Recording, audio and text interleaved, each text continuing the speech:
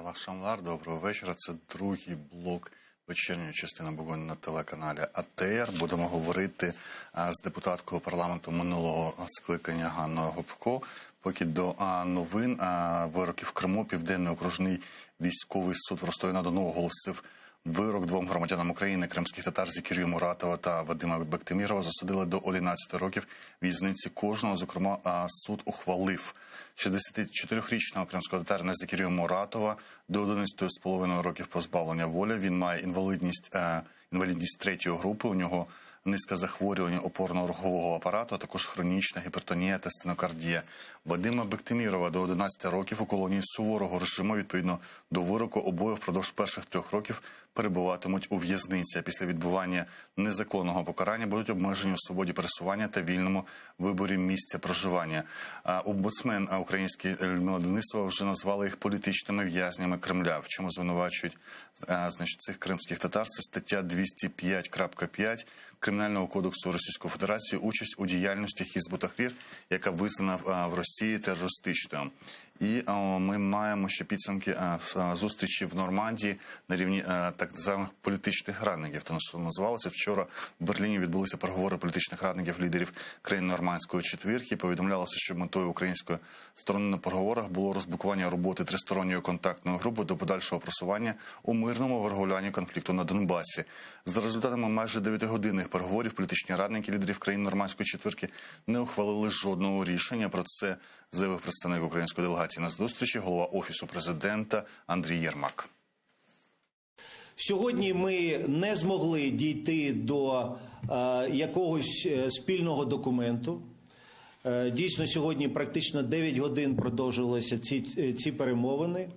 Але я хотів би сказати, що було б дуже так добре, якщо б на другу зустріч в нормандському форматі після тривалої перерви ми би змогли теж щось узгодити.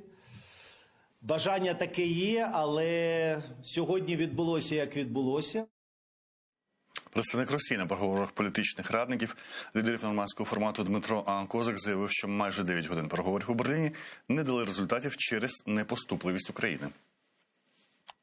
К сожалению, почти 9 часов переговоров закончились без каких-то видимых, ощутимых результатов, выраженных в документах. Преодолеть разногласия не удалось. На словах у нас из Германии и с Франции было единое понимание, каким образом должны продвигаться вопросы в политической сфере. Однако позиция Украины непреклонная.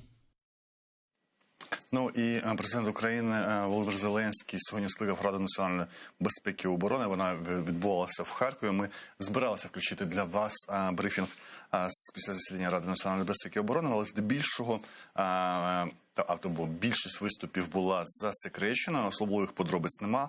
Стосувалося це, зокрема, російської блокади Чорного-Азовського морів. Привід – це навчання, але, як казав експерт Андрій Клименко, жодного разу за 8 років не було, щоб не залишали коридорів навіть для торговельних кораблів.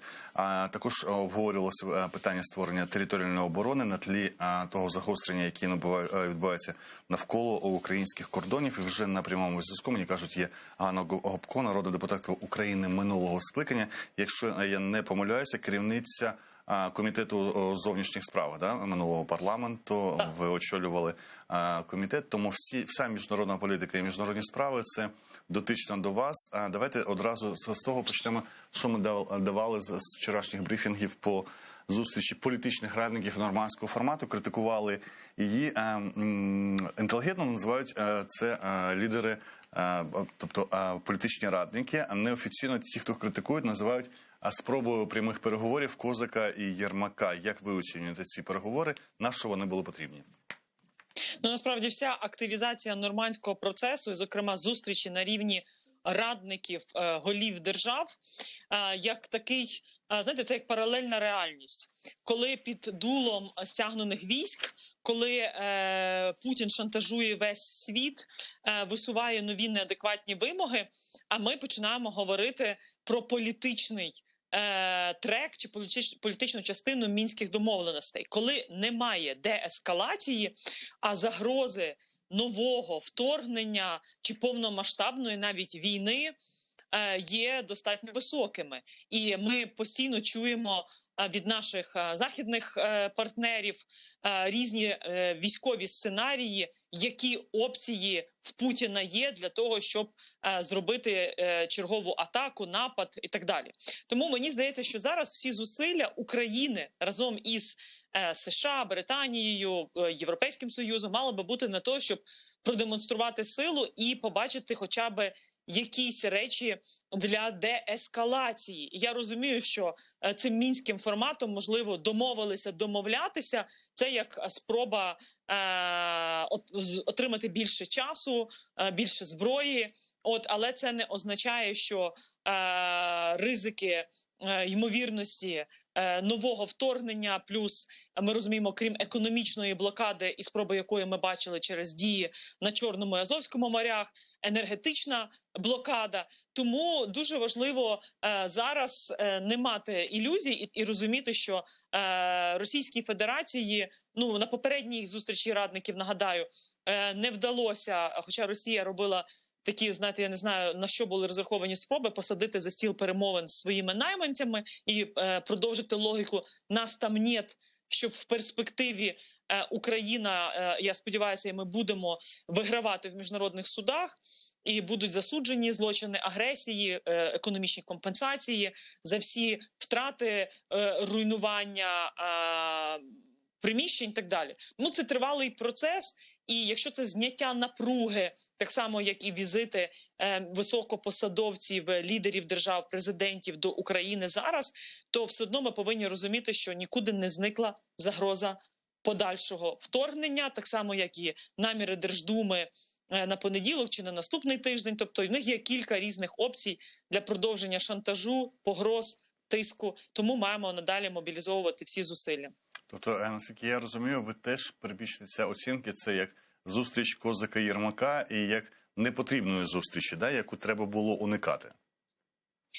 Насправді не те, що уникати. Якщо в когось є наївні думки, що можна домовитися з росіянами там напряму чи вести паралельні розмови, треки, там Єрмак, Козак, інші якісь учасники ще можливо. Тому я думаю, що без важелів тиску, які є в США, в Британії, в колективного заходу на Путіна, позиція України буде достатньо слабка. Плюс давайте відверто говорити, як ми можемо взагалі про Мінськ говорити, якщо Російська Федерація вбила Мінськ уже давно.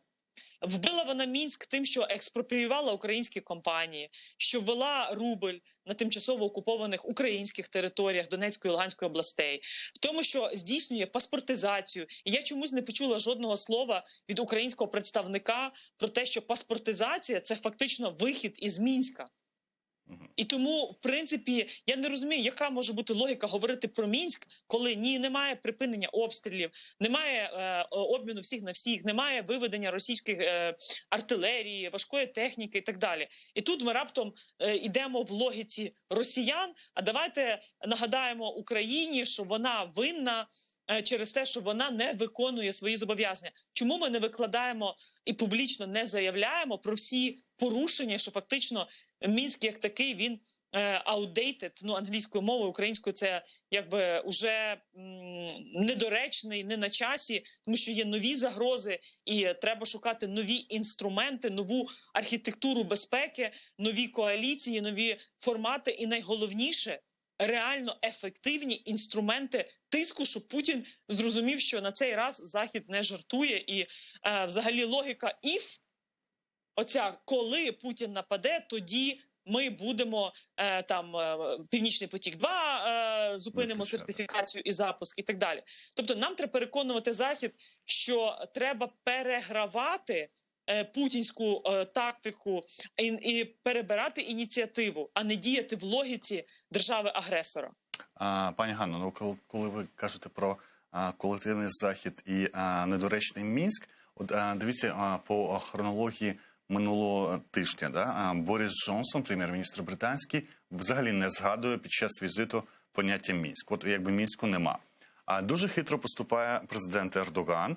Ердоган якби не заперечує Мінськ, але він каже так: ми готові стати переговорниками, фактично дає альтернативу Мінську. Да? Давайте на іншому майданчику, на нашому спробуємо це зробити. Він, до речі, досить небезпечний для росіян, тому що це може бути майданчик, на якому якби буде лунати Крим, чого не відбувається на Мінському майданчику, і це не дуже зручно, вони не дуже хочуть про це говорити, але дійсно ердоганівський майданчик трошки є такою пасткою для самих росіян. І потім прилітає Макрон, і який знову Мінськ лунає як там багато років тому, а це такий завершальний візит оцих високопосадовців, які відбувалися, і Мінськ лунає насамперед від президента Макрона французького. І виходить, що в колективного заходу немає спільної лексики.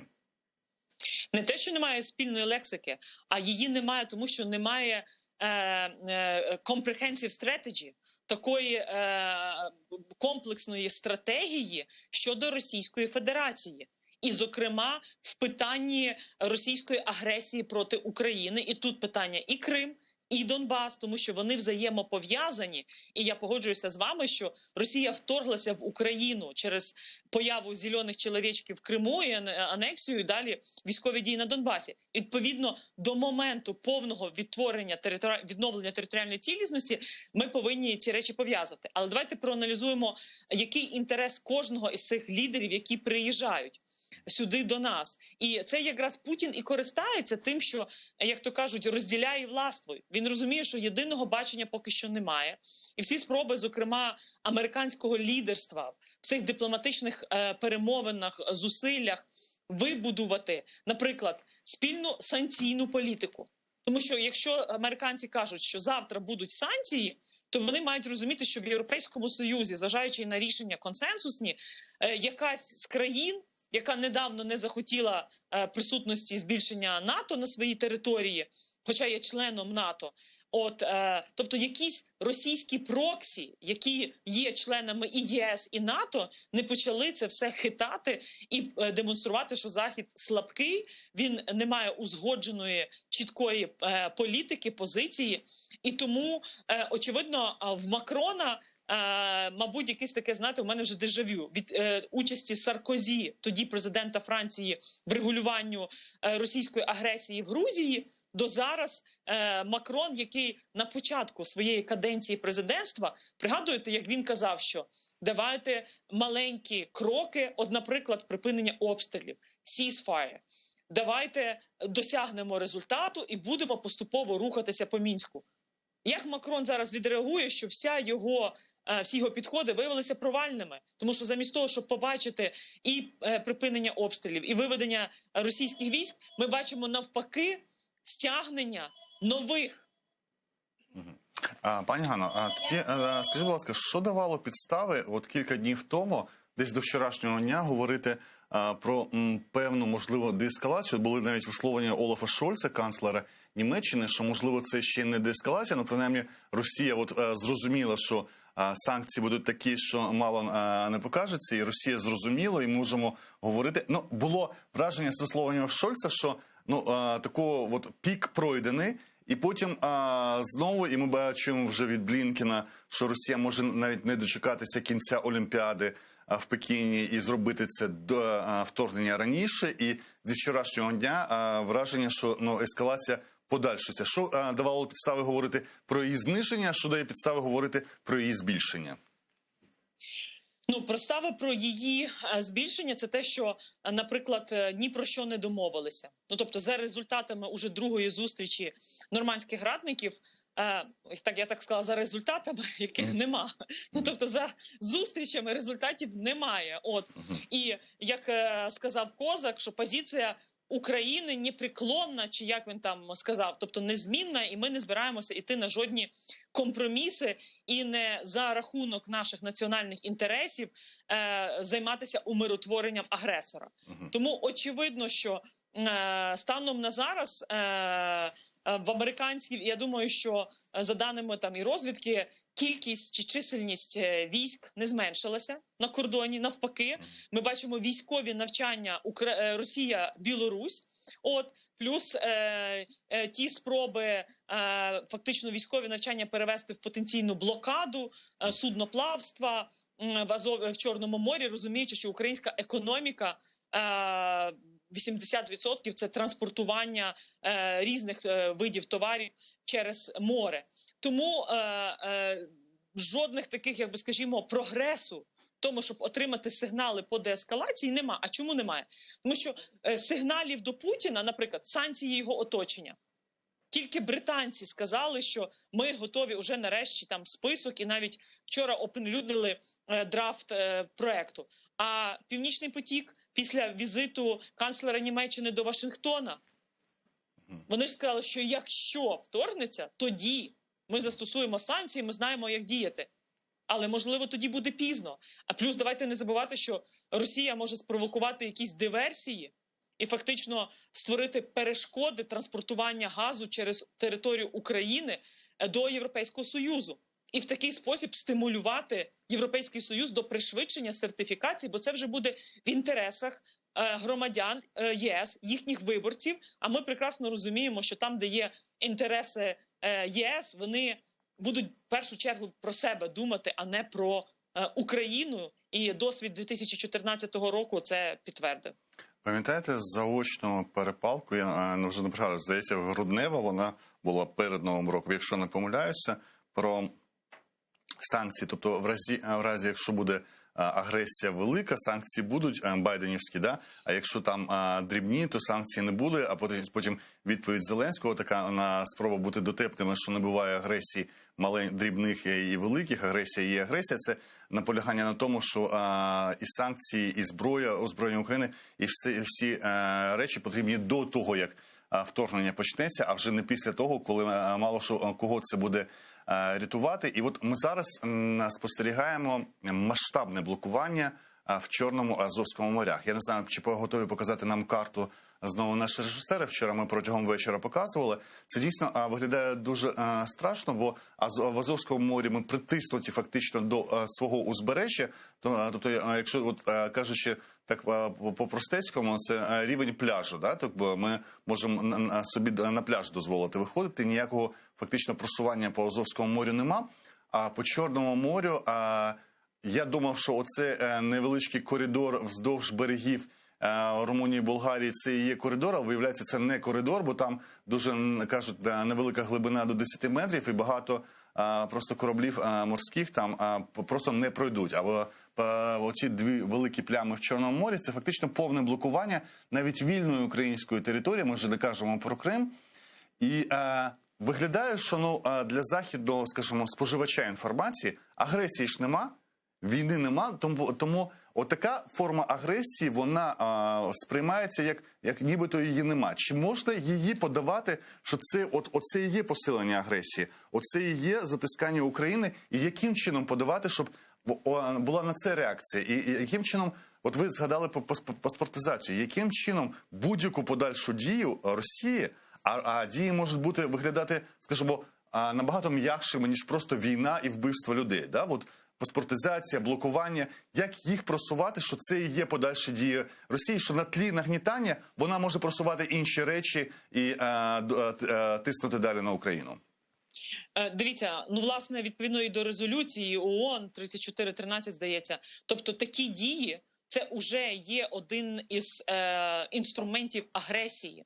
Тобто на рівні Радбезу ООН ми могли би через постійних членів, це є підстава для того, щоб говорити про агресію Російської Федерації. Тому мені якраз і хотілося зараз чути більше від української сторони таких зібраних конкретних фактів, тому що ми говоримо про гібридний тип війни, де питання такої блокади економічної, це така повзуча економічна блокада для того, щоб виснажити регіон, особливо ми знаємо Маріуполь, порти, і в такий спосіб підривати теж стабільність і довіру. Тому зараз мені здається, що вкрай необхідно мобілізувати і Європарламент, тому що ми повинні розуміти, що крім українських суден, торгівля відбувається з країнами Європейського Союзу.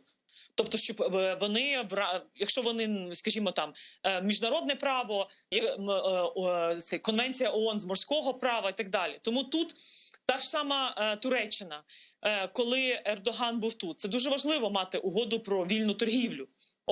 Але якщо б ми на Босфорі побачили можливості для скрапленого газу, і в такий спосіб теж Путіну показати, що насправді він не має такого монопольного становища і не може диктувати свої умови. І що стосується так само, ви згадували про Макрона, це дуже добре, але Макрон не привіз в Україну протиракетні корабельні комплекси, які «Екзосет», які є у Франції, а натомість продав Україні на мільярд з чимось різних товарів виробництва у Франції, там для пожежних машин, ще які раніше ми купляли у них гелікоптери БУ на 550 мільйонів євро. Давайте нагадаємо.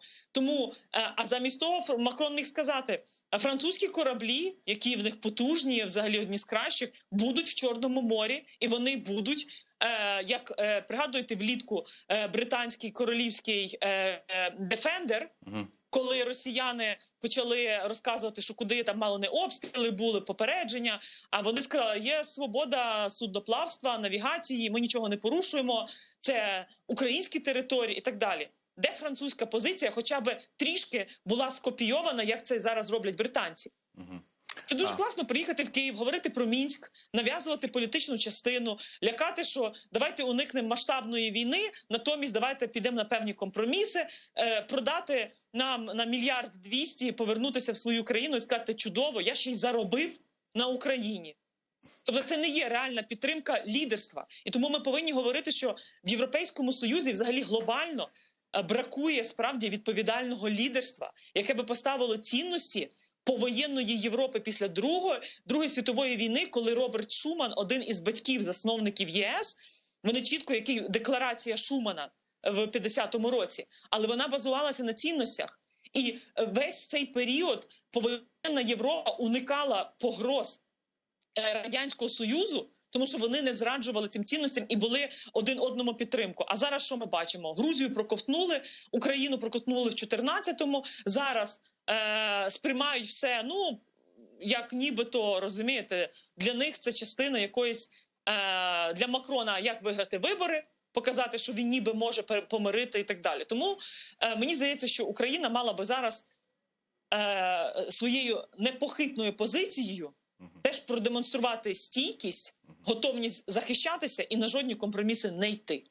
А є речі, які експерти українські, зокрема і Андрій Клименко, і Олександр Мусієнко, казали, що це невиконані завдання самої України. Зокрема, по Азовському морю ми з 2003 року маємо, виявляється, з Росією угоду про спільне використання. Це як внутрішнє море Росії і України. І тому і поводиться, можливо, Росія так нахабно в Азовському морі.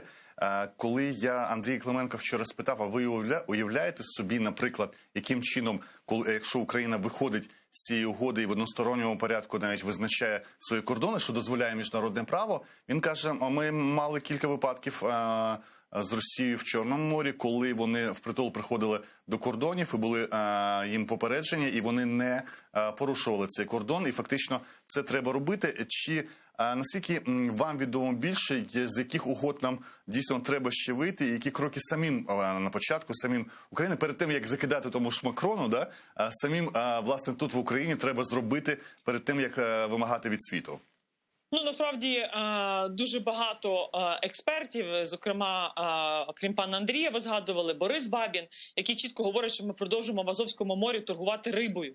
Я пригадую, як в 8-му скликанні представники Росії приїжджали в Київ, і туди ще приходили наші депутати Верховної Ради, їх розганяли, розказували, друзі, в нас війна, а ви ділите квоти на торгівлю рибою в Азовському морі, що було абсолютним нонсенсом. І тому ми обговорювали питання денонсації угоди між Україною і Російською Федерацією про Азовське море, Керченську протоку як внутрішні води. Я хочу нагадати, що ця угода була теж підписана, потім ратифікована після Тузли.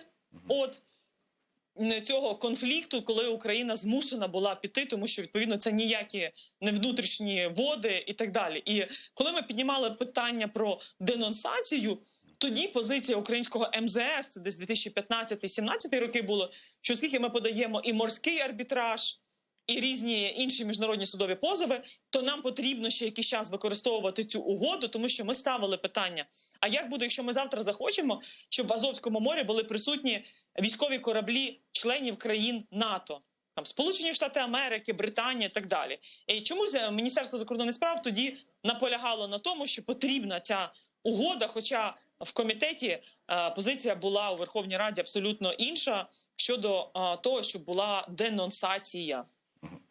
Ну і ще Клименко вчора наголосив на тому, що ми маємо в Чорному морі велику паузу з присутністю кораблів НАТО. Зазвичай от стільки часу, там понад місяць, щоб спорожніло Чорне море. Час від часу там заходять і американці, і британці, мали зайти іспанці, які досі не дійшли за своїм кораблем. І далі він просуває думку, в принципі, відновлення балансу в Чорному морі могло б відбутися, якби 5 країн Чорного моря, Грузія, Україна, позаблокові поки, що і 3 країни в блоці, Болгарія, Румунія і Туреччина, разом спільно домовилися про спільне патрулювання, бо ці разом країни все одно, навіть через окупацію Криму, вони разом потужніші, ніж Російська Федерація. Одна Туреччина могла б бути, в принципі, відповіддю. Він пояснював мені, що Туреччина сама концентрується зараз в Середземному морі, де теж є небезпека з боку росіян, де вони проводять постійно свої навчання, а флоти Румунії і Болгарії заслабкі. Ну там з Румунією є ще, з Болгарією точніше, є політичні там постійно речі, ми бачимо навіть по болгарському президенту, його висловлюванням, да? Вони схожі на хорватського. З Румунією простіше. Румунія, скажімо, в тому послідовний союзник України і такий найбільший, можливо, противник. Що заважає створенню цього формату в Чорному морі, коли не треба буде шукати особливої підтримки Німеччини і навіть Франції? Я думаю, що такий би формат 5 підтримали би і Сполучені Штати Америки з Британією. Ну, насправді, ще під час підготовки Кримської платформи інавгураційного засідання до 30-річчя з відтворення державності проговорювали, зокрема, певний документ, як безпеку Чорноморського регіону посилити, зокрема, і завдяки прописанню певних інструментів, про які ви говорите, там спільні військові навчання, спільне патрулювання. Патрулювання, посилення присутності, тому що там крім Сібриз і інші військові навчання, але тоді, я так розумію, не дійшли певної згоди деякі країни, але очевидно, що Ердоган чітко розуміє, які наміри Путіна з мілітаризацією Чорного моря, Кримського півострову, і це абсолютно не в інтересах України і Туреччини. І тут у нас спільні інтереси для того, щоб ще, зокрема, використовувати і зусилля Румунії, Британії, які розуміють і мають достатньо експертизи і розуміння, як протидіяти гібридним загрозам. Тому що те, що робить Росія, це не тільки на воді, але ж вони багато роблять підводних операцій, від там замінувань, там дослідження дна, розміщення своїх різних і підводних ракет і так далі. Тому ми повинні теж цим володіти. І одна з ідей, коли ми пояснювали, чому Північний потік-2 загрожує країнам Балтійським, тому що Росія використає інфраструктуру для того, щоб збільшити, під приводом захисту інфраструктури Північного потоку-2,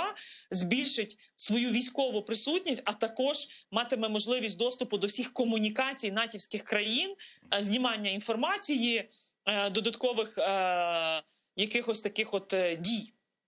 Ну, зокрема, коли ми згадуємо, якщо окремо про Ердогана, там треба сказати, що ніхто всюди в публічній частині можна знайти його висловлювання з 16-го року, коли це була зустріч, не знаю, на якому рівні країн НАТО, в самій Туреччині. Він казав, що НАТО пасивне в Чорному морі, а Чорне море перетворюється на внутрішнє російське озеро, чого не можна допустити. І отут виникає питання, нібито виглядає, що Сполучені Штати і Британія, вони не готові бути пасивними. І тим більше той крок Дефендера, який був, про який ви згадували, ну це ж не просто одна піар-акція. Ми ж вважаємо Британію серйозною країною, яка за цим символізмом щось має на увазі. І тоді чого не вистачає для активізації НАТО в Чорному морі, якщо аж 3 країни НАТО є чорноморськими країнами?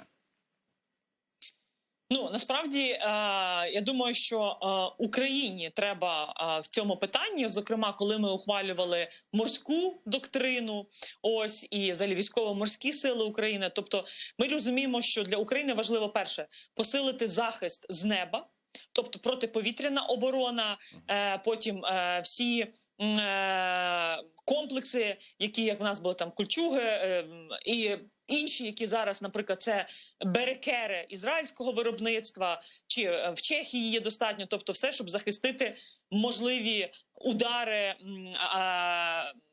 ракет по різним містам і так далі. І друге питання – це море. Так само. Тобто, якщо на суходолі в нас достатньо потуги і можливостей, і джавеліни і все, то на морі все-таки це гра вдовгу. І всі ці роки, звісно, треба було теж фокусувати і виділення держбюджету, і закладати в Міноборони, для того, щоб мати можливість, ми ж морська держава, так? Але в питанні навіть морської доктрини, тільки буквально її там ухвалили недавно, відносно недавно, а фінансового забезпечення для втілення програм теж якби немає. Ті айленди, які нам давали американці, зараз ми говоримо з британцями, тобто це тривалий процес, а загроза вже зараз є реальною. Тому через збільшення військової присутності, есмінці і так далі, так як і F-35 літали над Кримом. Тобто це сигнали росіянам, що українську обороноздатність посилюватимуть якраз наші союзники.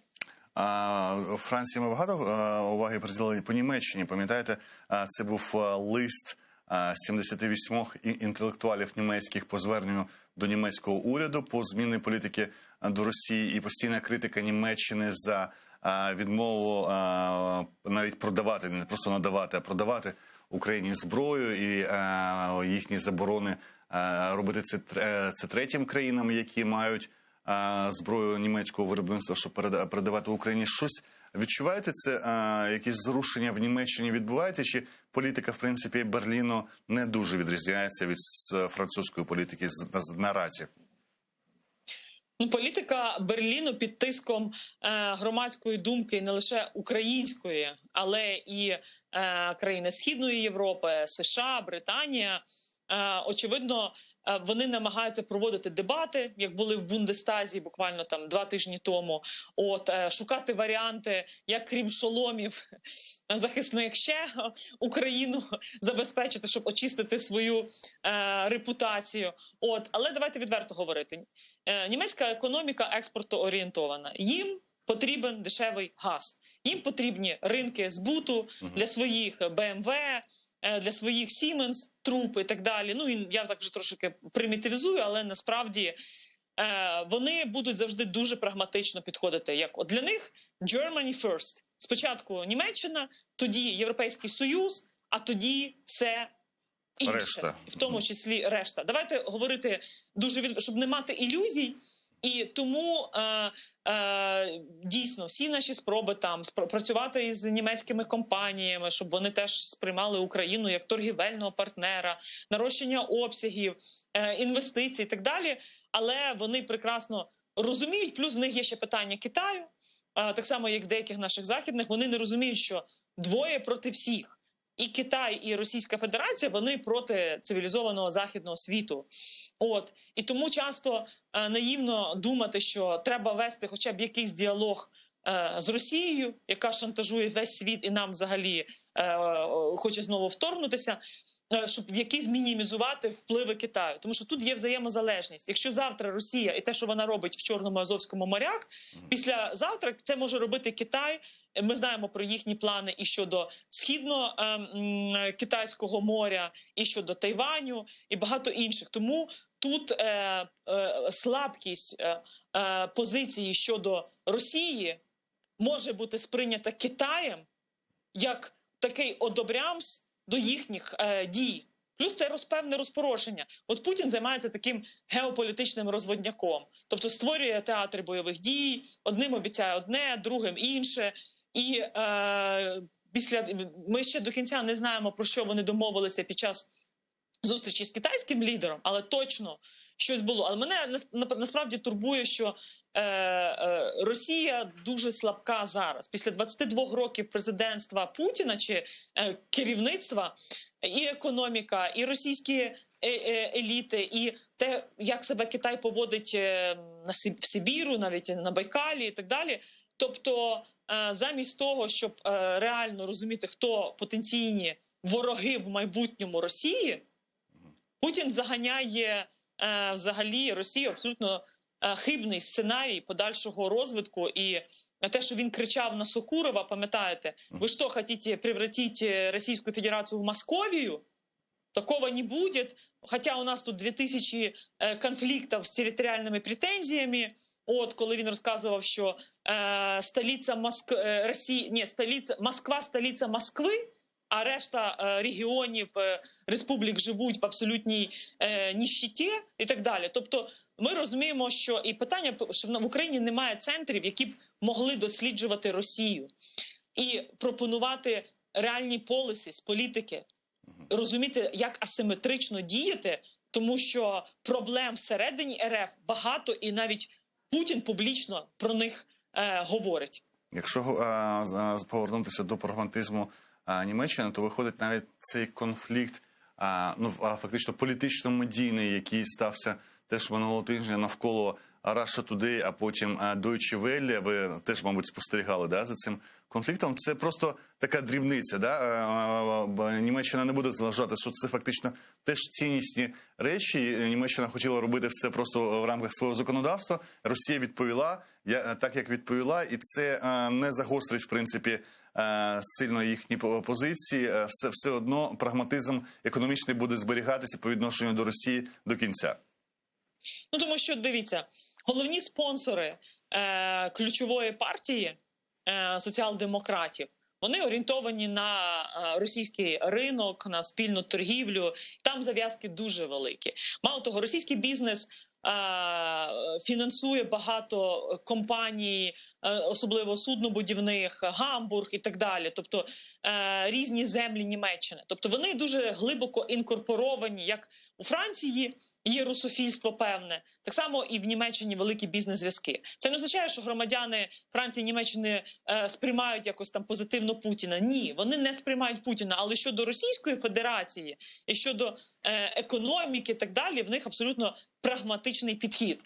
Але вони просто зрозуміли, що вони тоді не можуть претендувати на роль лідерів, тому що Європейський Союз – це про інтереси взаємовигідні всього Європейського Союзу, а не двох держав, які між собою там і конкурують теж за впливи в різних регіонах. Там. Хоча ніби вони формально там поділили, але тим не менше все одно ми розуміємо, там Африка. І подивіться, як Франція втратила в певних державах Африки, де росіяни зайшли, і в принципі те, що Європейський Союз наважився ввести обмежувальні заходи щодо вагнерівців, але це навіть не визнання їх терористичними організаціями.